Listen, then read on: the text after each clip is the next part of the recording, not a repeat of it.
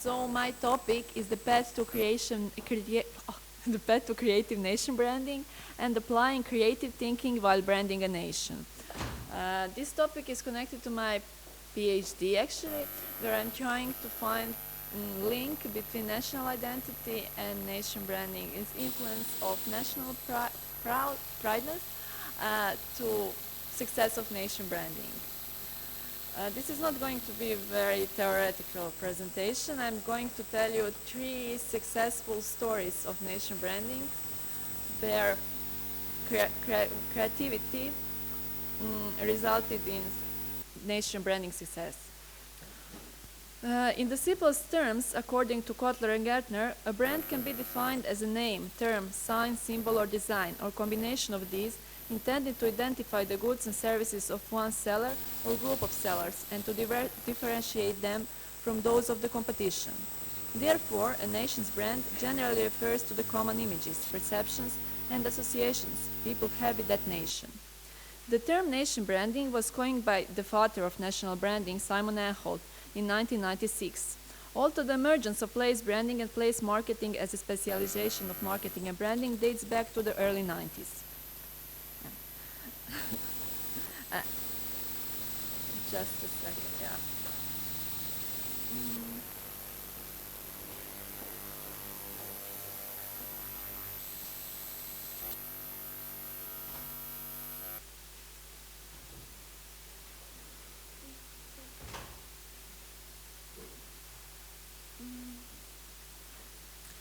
Anyway, Anholt argues that path towards a successful nation brand goes through the hexagon consisting of tourism, exports, people, governance, investment and immigration, culture and heritage. If the government realizes success in all of these fields, that country has become a successful nation brand. According to Anholt also, citizens are one of the crucial requirements of successful nation brand. In order to represent his homeland in the best way, each ordinary citizen should act as a passionate ambassador for his country. The concept and practice of nation branding became a very popular term in the last decades. Thank you. The governments of small and big countries, rich and poor ones, invest a lot of effort and financial resources in order to rebrand their nations.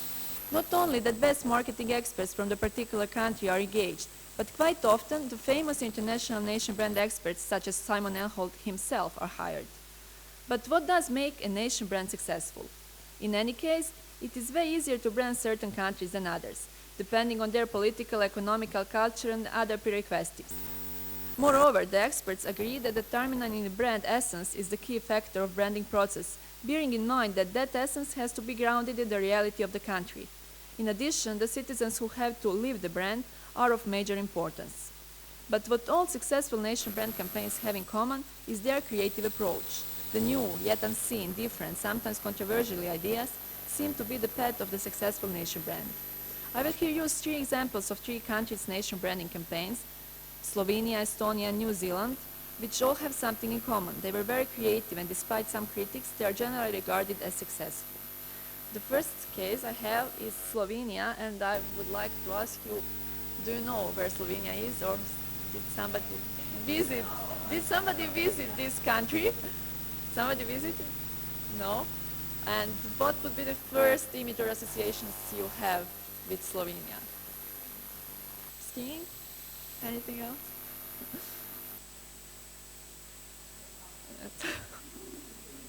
Would you be able to find it on the map?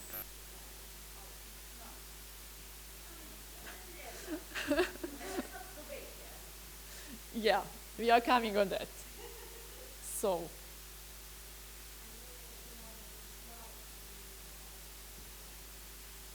yeah, that's it. That's true. So Slovenian national identity was always torn between East and West.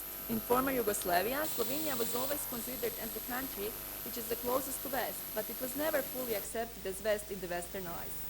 The citizens of this small country realized very early the economic changes are necessary. At the same time, they figured out that branding of the country is equally important if they want to obtrude their state on the world market. In the last few years, Slovenian experts have put strong effort to brand Slovenia in the most effective way. Like the rest of the former Yugoslav states, Slovenia had to proceed with the project of identity building by simultaneously selling itself to the international market. In the area where the bitter taste of nationalism and its terrible consequences is still present on a daily basis, the nation branding was welcome as a tool which allows nations to transpose their mutual competition to the marketplace. In addition, the commercial campaigns are seen as an alternative to the violent obtrusion of ideology, as a way to transfer politics into the record of sales and promotion. The majority of early Slovenian campaign attempts were focused on the clear, strong messages and slogans, such as "On the sunny side of the Alps," "Slovenia, diversity to discover," or very interesting slogan which appeared after the qualifications of Slovenian football team on the World Cup 2010, "Slovenia, small country with big balls." But all of those tries were not realized in the best way, or they simply were not original enough. What Slovenia needed was professional and methodological approach. In 2006, the results of the extensive survey showed very limited international recognition of Slovenia. Moreover, Slovenians found the fact that their country regularly gets confused with Slovakia by Western Europeans as very disappointing and disturbing. Consequently, in the same year, the Slovene government started to prepare the country's first long branding effort. After call for proposals, the slogan "I feel Slovenia, Slovenia" was selected as the best out of 250 alternatives. Even though the initial intention of the slogan was to invoke emotions shared by Slovenes, the fact that slogan's wordplay works only in English witness about its international orientation. While the Slovene Ministry of the Economy invited marketing agencies to create an overall supporting nation branding campaign, the citizens were invited to give their contribution to the creation of Slovenian brand through the internet and countrywide mail campaign aiming to gain a public feedback. This unique opportunity, as it was advertised, to take part in historical nation branding was at the same time a successful way to propagandize the campaign.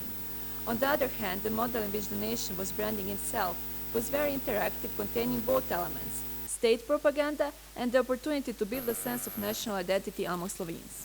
"I feel Slovenia," or originally Slovenio čutim, Slovenia's first overall brand, has been used consistently and systematically, as you can see, across the government sector by non-governmental and business organizations and various associations and individuals in order to promote Slovenia to foreign visitors, investors and partners in the field of culture, science and international sport events. The mission is clear: going forward with nature, which means focusing on organic development, promoting a niche economy, welcoming diversity, attracting the best technological and human potential. Slovenian green is the dominant color in the logo. It refers to natural balance and the calm diligence of Slovenes. One can feel Slovenia through the smell of the forest, the rushing of a creek, the fresh taste of water and the softness of wood, as it is stated in the Bread of Slovenia brochure. The emphasized characteristic that differentiates Slovenia from other countries are unpolluted nature, the intervening of various natural and cultural influences in particularly small geographical space, safety, and internally directed the richness and variety of the Slovene language. Apart from TV commercials, billboards, and advertisements, this comprehensive campaign includes official websites and profiles on the social networks. The brand has also been used in the field of culture, especially during the events in 2012, when Maribor, city in Slovenia, was the European capital of culture. All these things considered, it can be concluded that "I Feel Slovenia" campaign has been quite successful. My another case, which I have, is Estonia, and now I would like to ask you, would you find it on the map, and which images would you connect to Estonia?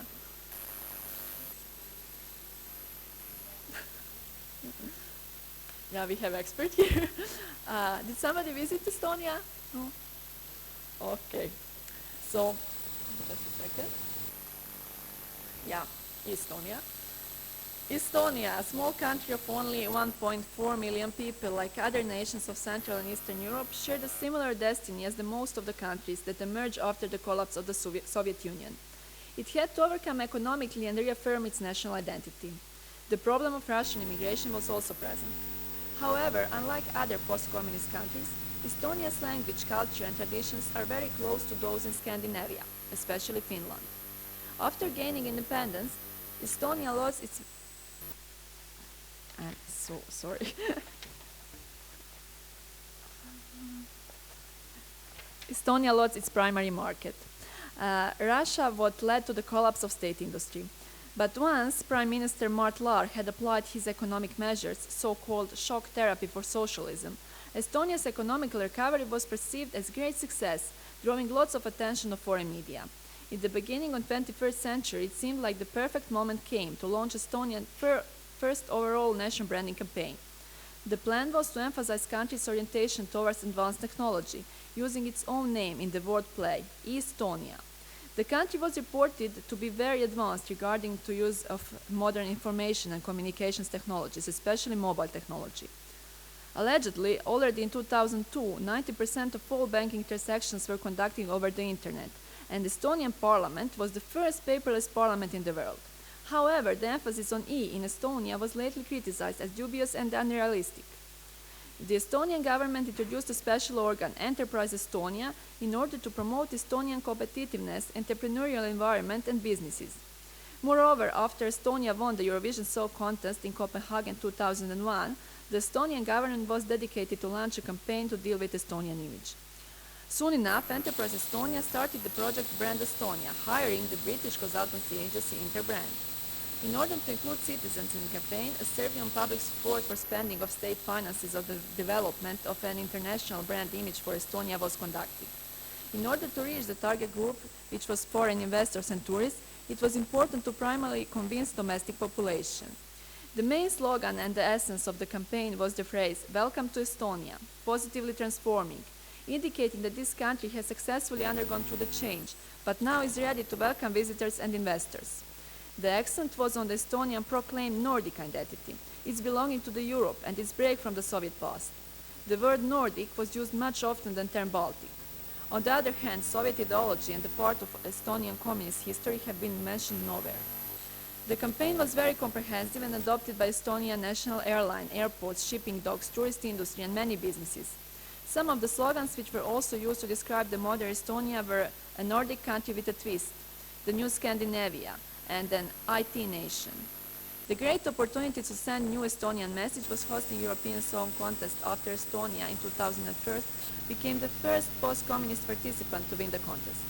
In the same time, it was a great challenge for such a small country to host and broadcast such a huge event. After the Western media expressed their skepticism on Estonian ability to host the Eurovision, the Estonian television found itself under the pressure. Following lots of problems caused by lack of the technical equipment and experience, neighboring Sweden offered its help, and with Swedish support the event was successfully realized. The theme which the Estonian television chose was the modern fairy tale, which served to present Estonian case and its return to Europe, as a fairy tale with happy ending. In addition, the emphasis was on promotion of Estonia as a technologically advanced country. The event was very cost-effective and had an overwhelmingly positive effect in the media. Interbrand declared the whole campaign Visit Estonia as a huge success, both domestically and internationally. The brand Estonia, according to Anholt, managed to evoke a sense of community among Estonians and arouse their national pride. Anyway, in 2008, Introduce Estonia, a newer version of brand Estonia, was developed by Estonian advertising agency Tank. The primary focus of the concept is tourism, and the new motto is "An old country in a shiny package." In addition, the slogan "Positively transforming" is changed to "Positively surprising."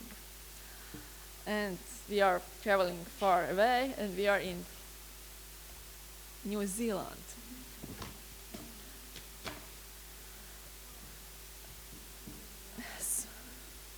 What would you connect, not looking at this, to New Zealand?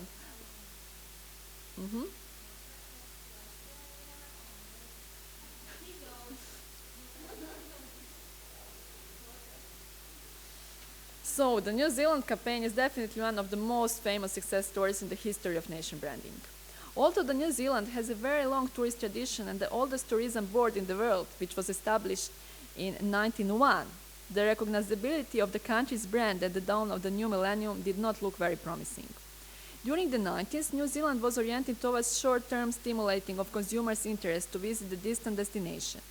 However, in the meantime, the world has changed dramatically, making international travel more popular and obtainable.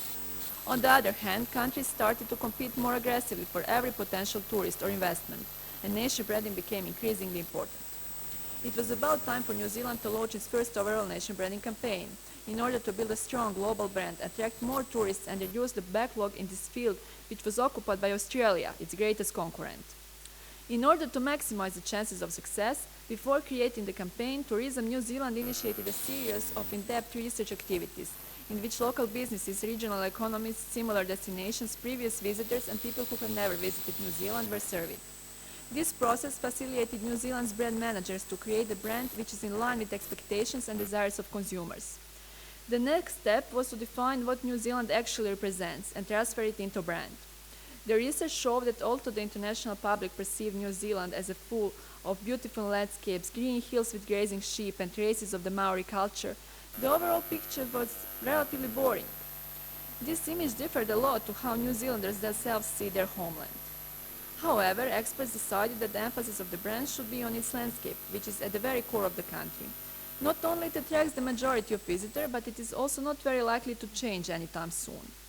The brand was launched gradually between July 1999 and February 2000, with the prime targets of the so-called interactive travelers, usually young people or at least young in heart, who love to travel and who are always in search for new experiences.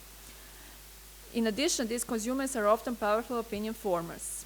The message of New Zealand's first ever global marketing campaign was unique, catchy, but very simple: 100% pure New Zealand. This was a title of principal campaign, but a number of variations was also developed, such as 100% pure romance, 100% pure spirit, or in 5 days you'll feel 100%. The approach proved to work very well. In 2005, 100% pure was named 10th best world tourism brand, according to the Untitled Nation Brands Index. Moreover, Interbrand calculated that the exposition induced by New Zealand's marketing efforts was worth $13.6 billion. After launching campaign, international visitor numbers have grown 50%, and earnings from tourism have almost doubled, making it New Zealand's largest industry. The filming of movies based on the Tolkien's books, in which the locations of New Zealand's perfectly staged Middle-earth have definitely contributed to the success of the destination New Zealand. The success stories like this one proves that even small countries can reach enormous success and become recognized brands, provided that they use accurate branding approach. However, it has to be noticed that it is easier to build a strong destination brand than to keep it. Once the brand is established, the marketers have to ensure that to preserve the brand's essence. Despite the success of 100% pure campaign, some criticism is still present. There is an argument that New Zealand is being seen as beautiful and friendly, but there are lots of other areas which makes it attractive. For example, it is very smart and innovative, and the world leader in ease of doing business or lack of corruption, but these messages are failed to be sent. Moreover, desisting on the pureness of the nature is not something which will sustain unconditionally. The beautiful nature and landscape have helped to arouse national pride, but sustaining the greenness requires lots of work. In conclusion, Slovenia, Estonia, and New Zealand are all relatively small countries which have entered in 21st century rather unrecognizable and with various, each one with its own problems. They all invested a lot in comprehensive nation branding campaigns which achieved success. What was in common in these campaigns? First of all, they were more or less based on the reality of the country. Secondly, they were realized after extensive market research. Furthermore, the citizens were actively involved in campaigns. Additionally, they were all planned as long-term. And finally, they were different, based on something new and very creative. These cases prove that good and creative nation branding campaigns may indeed be of special importance for small countries. Not only they can bring them to the map of desired tourist destinations, but very thriving campaigns are able to completely change their image abroad. Yeah, that was that, but now I'm going to show you something what we actually did here at the ICD. And this is cool Czech Republic. This was a project like 1.5 year ago, and it was organized by Czech Ministry of Tourism. It was advertised online, and they invited students or young people, students at universities mostly, to apply with marketing concept of nation brand of Czech Republic. And the award was very tempting, almost 9,000 euros. And admission to the prestigious Prague International Advertising Festival. One of conditions was to include Czech Republic Land of Stories logo, and yeah. Our slogan was "Let's Czech Republic," and these were campaign key thoughts. So it was so oriented to young people, young German people, because it was we applied for Germany, and like everybody, it was all over Europe. and everybody was supposed to advertise in own country. So it was here in Germany. Czech the Republic Tour Academic Competition was one of our goals. It was like for the best students of university, the award was to travel Czech Republic. Then Czech Fests, promotional nights in which Czech beer would be promoted. And it was also based on strong social media use, so Instagram, Facebook, Twitter, etc. We wanted to use Czech history, but in a relatively modern way. So there's like some key thoughts. It was, of course, for Germany's university age. We wanted to convince them that Czech Republic is cool.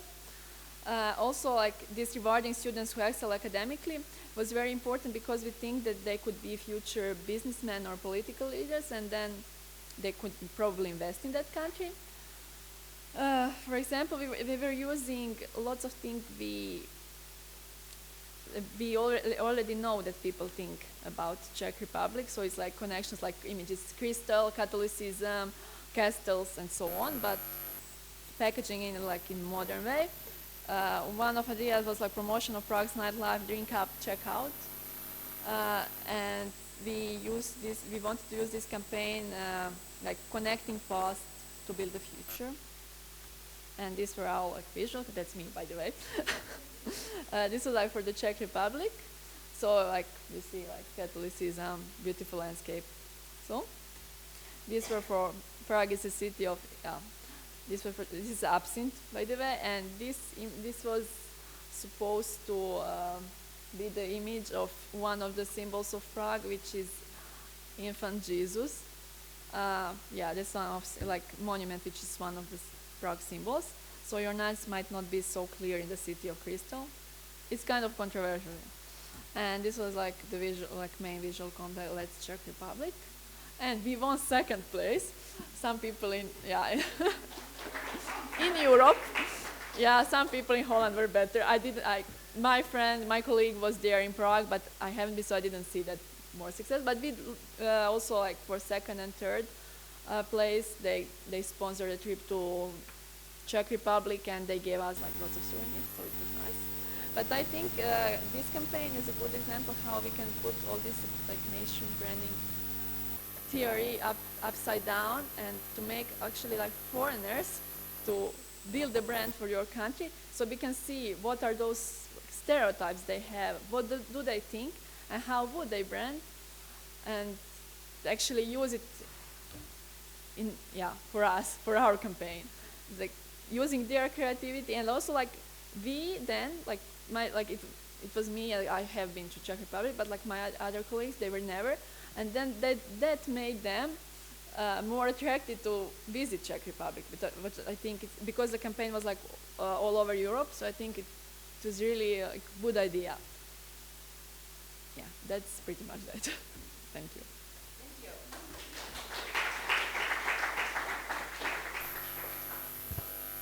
Very much, Zrinka, especially for this last idea was really great to use foreigners for nation branding of some particular country, something really interesting and creative. It's possible to bring a lot of new ideas, a new point of view, which is obviously very successful approach. Okay?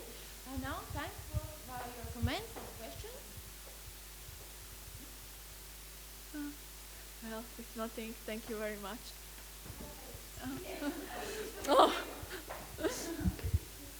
we saw like 3 great examples, and I was just wondering, what do you think about Croatian strategy of advertising tourism as a Croatian, and would you ever like participate in that campaigns instead of maybe to help Croatia develop something similar? Yeah, Croatia actually also hired Simon and Holt. Probably you didn't know that, but yes, like years ago. And Croatian nation branding campaign is considered to be a successful story. Mark always mentioned that as a successful story because it brought us more tourists, but I'm not sure is it because of in general like situation because war ended and other things, or it was nation branding campaign. But I would give it grade 3 or 4, 5. For the campaign 365 days? Yeah, Are you referring you to mean that, one? Yeah.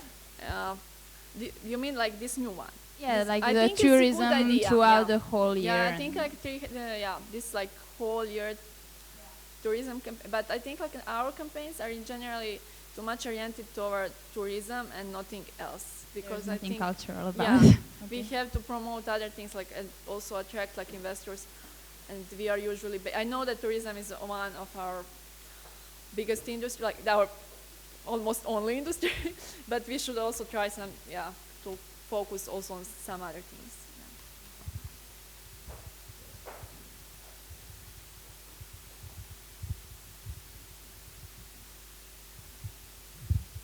Do you have an example of nation branding gone wrong, or where it didn't work out?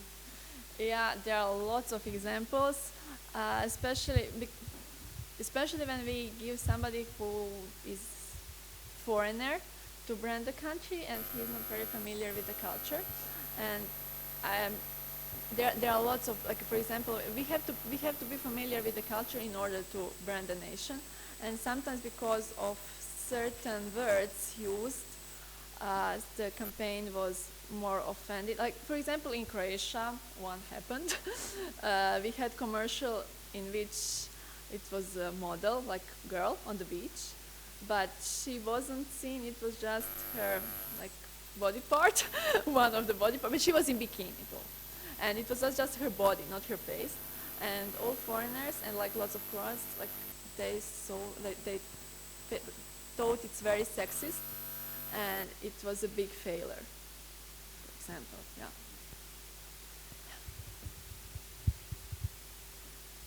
Thank you very much. I just thought usually national branding are done to advertise the whole company or brand or position the whole country outwards. Mm-hmm.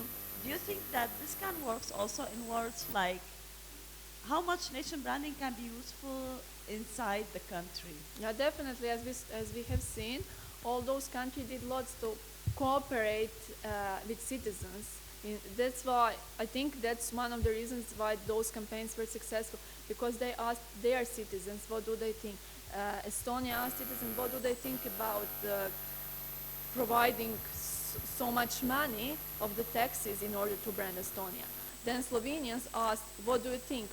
How should we brand Estonia? I think that, Slovenia, sorry. I think that's very important. I think it's very important to get citizens. I think citizens, like, if you go to the country and citizens are rude, or if you meet people here and you ask them, like, oh, how about, I want to go to your country, I want to go to country X, what do you think about that? And then that citizen of the country X says, nah, there is nothing to see there.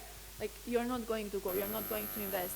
I think citizens are of the major importance, and I think like those kind of campaigns can help us, as also like after the Eurovision Song Contest in Estonia, the survey, the results were that like Estonians feel like very proud of that. So I think it's very important, and it's like it's possible. Once again, thank you very much for the presentation and actually for the trip.